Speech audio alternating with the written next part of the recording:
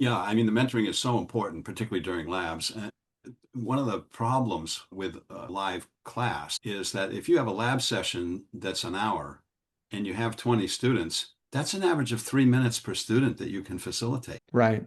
Whereas in on-demand situations, you can devote as much time as necessary.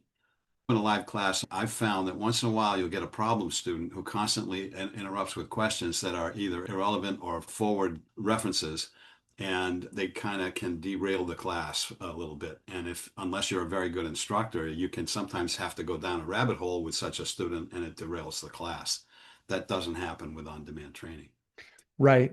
Sometimes a question in a classroom can spark interest or can spark some To other be ideas with other illustrative, students. yes. So you can have some pros there. But I've definitely seen what you're talking about where it's even a very relevant question. It could be really a good question, but a question that inadvertently or unintentionally can cause confusion in students that aren't ready for that question.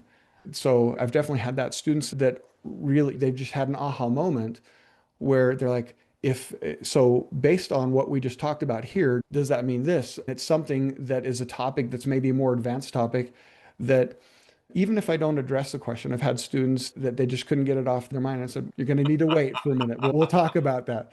But it can derail things for sure.